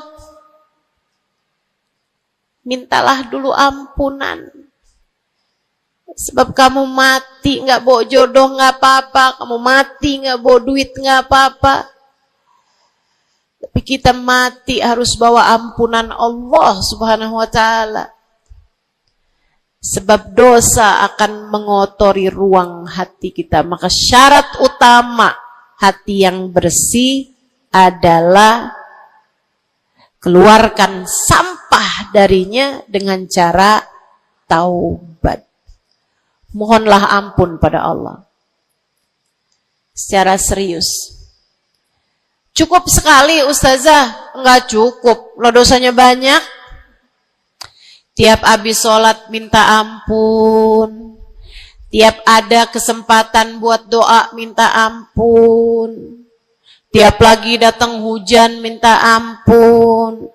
Tiap lagi ziarah ke makam Nabi, ke makam wali, minta ampun sama Allah. Tiap lagi datang orang soleh, katanya doa sambil memandang wajah orang soleh mustajab. Apa yang mesti kita minta? Minta ampunan dari Allah Subhanahu wa ta'ala. Minta ampunan dari Allah Subhanahu wa ta'ala. Itu satu syarat mutlak utama. Pengen hatimu selamat, keluarkan sampah-sampahnya. Habis keluarin sampah-sampahnya, nah sekarang udah bersih. Ternyata ada penyakit-penyakitnya. Ada bagian itu yang atapnya bocor. ada airnya yang tersumbat, penyakitnya rumah. Bukan begitu? Saudaraku sekalian yang saya muliakan, kamu kepengen hatimu jadi hati yang selamat, sembuhkan hatimu dari berbagai macam penyakit-penyakitnya. Apa aja sih penyakit-penyakitnya hati? Banyak. Imam Ghazali menyebutkannya dalam kitab Ihya Ulumuddin. Sampai jadi satu kitab yang tebal membahas mengenai hal-hal yang buruk yang ada dalam hati manusia. Bahasan panjang, nggak akan keburu waktunya buat bahas panjang itu. Tapi saya bilang, Bu, kayak rumah. Saya pernah beli rumah. Suami saya beli rumah. Kemudian saya liatin rumahnya bagus, bersih, cakep, udah nih. Kemudian satu hari saya ajak teman saya yang ngerti urusan rumah, ahli desain interior rumah. Saya bawa masuk dalam rumah saya, dia liatin, ini bocor nih Ustazah, yang ini nih harus cepet-cepetan ditambal. Terus dia lihat ada bagian atap tuh bocor tuh Ustazah, tambal dulu Ustazah. Dibenerin dulu tuh Ustazah sebelum ditempatin. Bu, saya kirain rumah saya udah bagus. Ternyata kalau dilihat sama ahlinya baru ketahuan. Kita juga begitu semua. Kita kirain hati kita baik-baik aja. Tapi kalau kita duduk ngaji, kalau kita hadir di majelis taklim, kalau kita dengerin kajian-kajian, kita baru paham. Ya Allah, ternyata hati saya ada penyakitnya di sini. Ternyata saya juga punya penyakit yang ini. Ternyata saya punya penyakit yang ini. Karena jangan berhenti belajar. Jangan berhenti mengaji. Biar kita paham penyakit-penyakit hati kita tuh di bagian mana. Sehingga kita bisa konsentrasi buat mengobatinya. Ada tuh bagian atap yang dibilangin sama temen saya nggak terlalu peduli. Saya liatin kecil aja kok. Sampai satu hari, untung aja saya nggak ada di bawah situ, jebol atap rumah saya. Banjir rumah saya. Gara-gara atap yang berpenyakit yang tidak diberesin. Begitu pula dengan hati kita. Cari tahu apa penyakitnya. Cari tahu apa obatnya. Dengan kamu duduk mengaji. Ini bukan urusan sejam 2 jam dipelajari kemudian semuanya benar. Ini adalah PR seumur hidup kita. Buat sehatin hati kita. Buat bagusin hati kita. Buat bersihin hati kita. Penyakit hati paling berbahaya namanya kesombongan. Dan Bu, Kak, Dek, Nak, siapa di antara kita yang selamat darinya? Apa itu sombong, wahai Rasulullah? Kata seorang sahabat. Sebab saya senang pakai baju bagus. Saya Rasulullah senang makan enak, senang pakai baju bagus. Saya sombong kalau gitu wahai Rasul. Enggak, bukan itu yang namanya sombong. Kamu punya baju bagus, pakai. Jangan punya baju bagus, saya kalau pakai ini kelihatannya sombong. Ya udah saya pakai yang rombeng-rombeng aja. Punya baju bagus tapi daster udah robek, itu aja yang dipakai.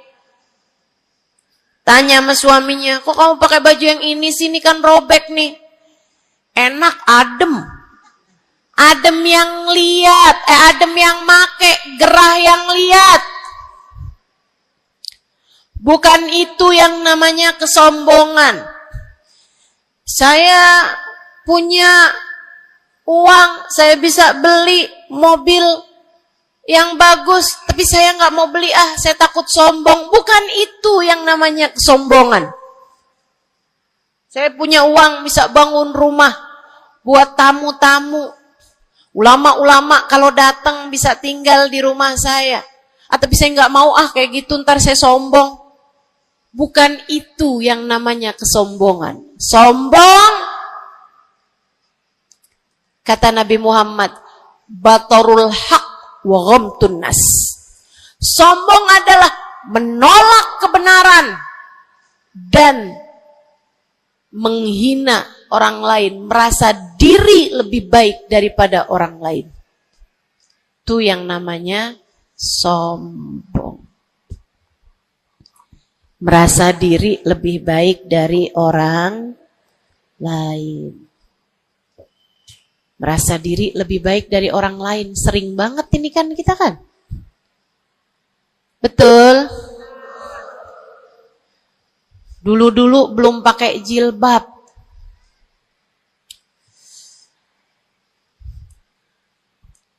Nggak ngerjain taat yang namanya menutup aurat. Habis itu kemudian pergi majelis, hadir kajian pakai jilbab, rapi banget. Bahkan tumpuk-tumpuk.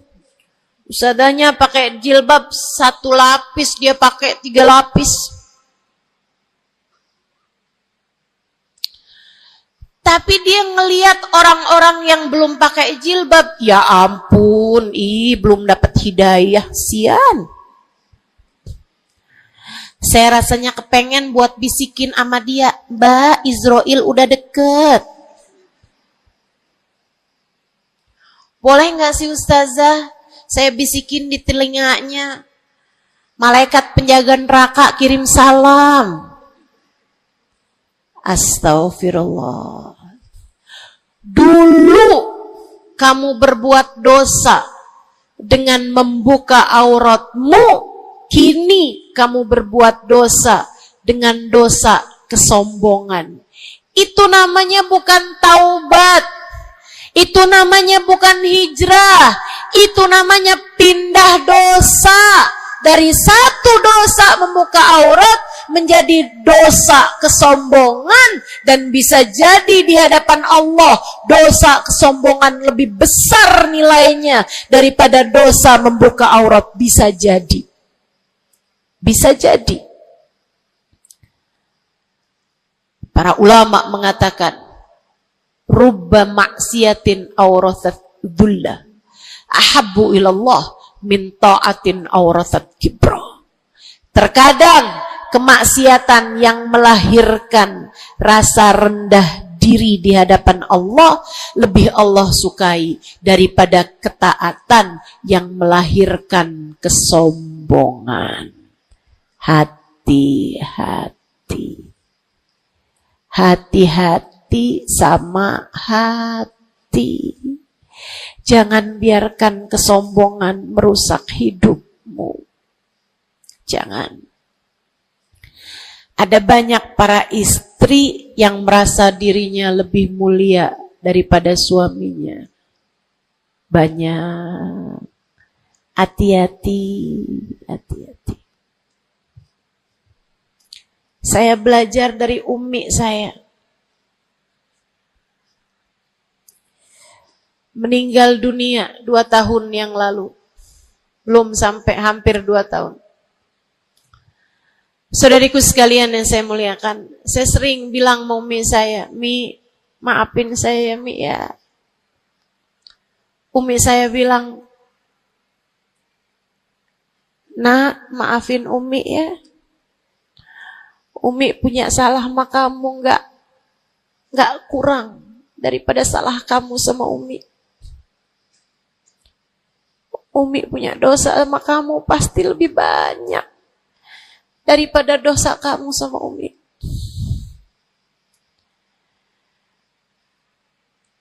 Itu rasa yang jarang dimiliki para ibu. Seringnya ibu tuh merasa selalu lebih baik daripada anaknya. Seringnya ibu tuh merasa dia nggak punya salah, dia nggak punya dosa. Yang punya dosa banyak tuh anaknya kepada dirinya, bukan begitu? Ayo minta maaf dulu sama ibu. Ayo minta maaf dulu. Kan seringnya bilang gitu sama anak-anak kita. Kamu tuh nak, ibu ini adalah ibumu, surgamu berada di bawah telapak kakiku. Waduh. Betul, al-jannah tahta aqdamil ummahat. Tapi ucapan kamu yang semacam itu kesombongan. Yakin bakal masuk surga? Yakin? Yakin bakal masuk surga, Bu? Para ibu yang suka bilang surgamu anakku berada di bawah telapak kaki ibumu, yakin kamu bakal masuk surga? Hah? Allah nggak pernah wajib memasukkanmu ke dalam surga, Bu. Allah nggak pernah wajib menghindarkanmu dari api neraka, Bu. Allah nggak pernah wajib menjadikanmu ada di belakang Nabi Muhammad. Kalau kamu sampai Allah usir dari surganya, Allah masukkan kamu ke dalam nerakanya, kamu bisa apa?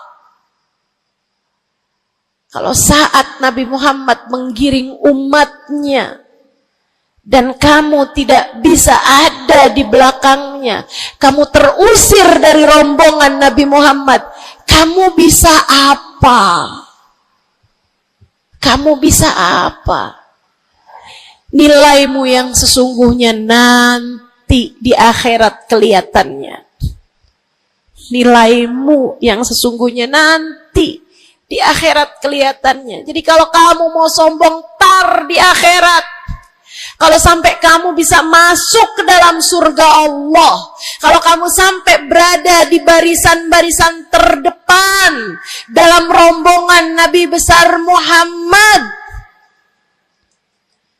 kalau kamu bisa makan dari buah-buahan surga, kalau kamu ada saat kamu mengucap salam kepada baginda Nabi Muhammad, matamu bisa memandang indah wajahnya, telingamu bisa mendengar indah suaranya, lisanmu bisa mengucapkan salam langsung di hadapannya, silahkan membusungkan dada pada saat itu. Silahkan, mau ngerasa diri kamu lebih baik daripada ahli-ahli neraka, silahkan. Tapi sekarang keadaannya belum tentu. Bagaimana jika seseorang yang kamu memandang dirimu lebih baik darinya, ternyata ia melenggang masuk ke dalam surga, sementara kamu Allah jerumuskan ke dalam api neraka?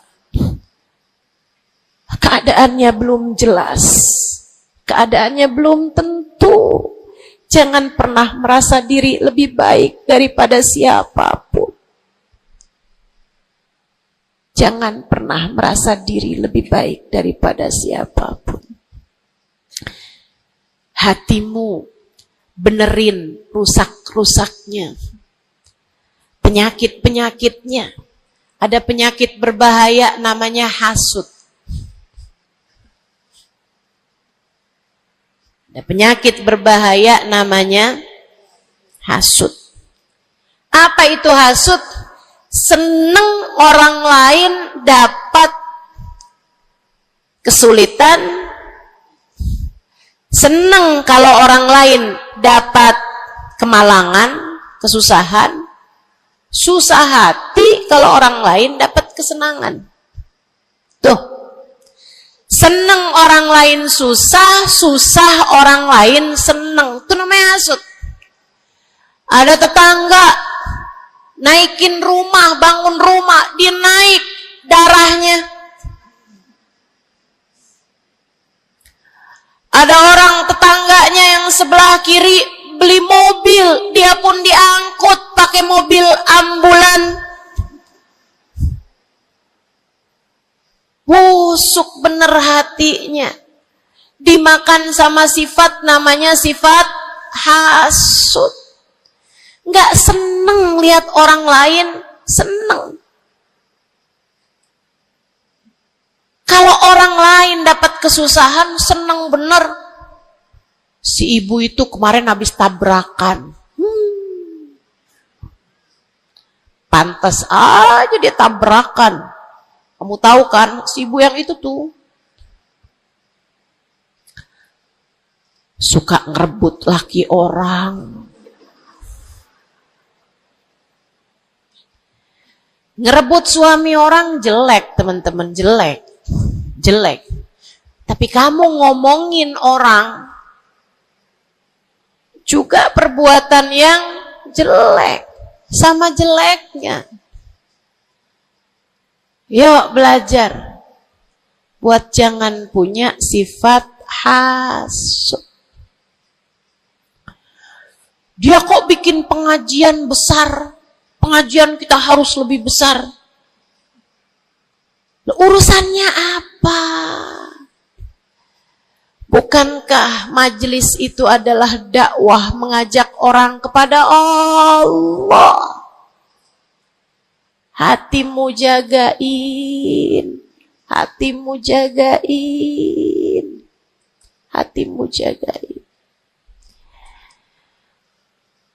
Ada yang bisa begitu, alhamdulillah.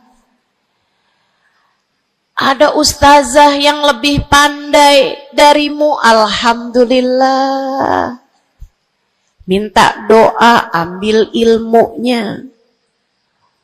Bukan malah dihasutin. Hati-hati, hati-hati. Jangan sampai hasutmu membawamu kepada terusir dari rahmatnya Allah. Kayak Bal'am bin Ba'ur. Ada zamannya Nabi Musa, teman-teman sekalian. Namanya Bal'am bin Ba'ur. Ilmunya tinggi. Sampai kabarnya, jamaahnya juga banyak. Semua orang dengerin kajiannya. Ini saya serem nih. Ini saya serem nih. So ikut sekalian nih, ngeri banget nih. Ini buat orang kayak saya nih, ngeri banget nih pembahasan ini nih. Ada orang berilmu, pinter banget, namanya Bal'am bin Ba'ur, zamannya Nabi Allah Musa. Jamaahnya banyak, kalau dia hadir kajian, semua orang di kampungnya hadir semuanya. Imam Ghazali cerita, dia sampai-sampai dari ilmunya tingginya, Allah kasih sama dia ilmu yang tinggi. Kalau dia ada dapat pertanyaan yang dia nggak tahu jawabannya, dia doa bisa lihat jawabannya langsung dari Lauhil Mahfuz. Kurang pinter apa? Kurang berilmu apa? Kurang hebat apa? Kurang dekat apa sama Allah? Kamu jadi ustazah, berapa banyak ilmumu? Kamu jadi seorang pendakwah, berapa banyak ilmumu? Kamu yang dianggap sebagai ulama, berapa banyak ilmumu? Merunduklah. Saudariku sekalian yang saya muliakan, si Bal'am bin Ba'ur, kabarnya sampai para malaikat turun ikut serta mencatat pelajaran-pelajaran yang dia berikan. Yang ngaji sampai bukan cuman orang, bukan cuman jin ikut ngaji, sampai malaikat-malaikat Allah ikut ngaji. Kurang apa hebatnya? Tapi Allah hancurkan Bal'am karena sifat hasud. Nabi Allah Musa datang ke kampungnya Bal'am bin Ba'ur. Jamaahnya Bal'am bin Ba'ur semua datang kepada Nabi Musa. Nabinya Allah, tentu saja semua datang. Semuanya datang kepada Nabi Musa. Semua minta doa kepada Nabi Musa. Semua berharap berkah dari Nabi Musa sebagai seorang nabinya Allah Subhanahu wa ta'ala. Jalla jalaluhu wa ta'alat azamatuh. yang biasa hadir di majelisnya Bal'am kepengen istiqomah, kepengen rutinannya nggak terganggu, jadi dia tetap bikin rutinan walaupun ada Nabi Allah Musa alaihissalam. Jamaahnya dikit yang hadir, mulai nih orang-orang yang berpenyakit datanglah kepada Bal'am bin Baur. Rupanya Bal'am bin seorang nabinya Allah. Dia nggak lihat Nabi Musa sebagai seorang yang diberi kelebihan lebih banyak daripada dirinya karena diwahyukan wahyu kepadanya. Bal'am bin Baur termakan sifat hasud. Ia pun berdoa meminta kepada Allah, ya Allah hancurkanlah Musa. Ya Allah, hancurkanlah Musa. Hancurkanlah Musa ya Allah. Saudaraku sekalian yang saya muliakan, Allah angkat semua kelebihannya Bal'am bin Baur. Bahkan kabarnya dialah orang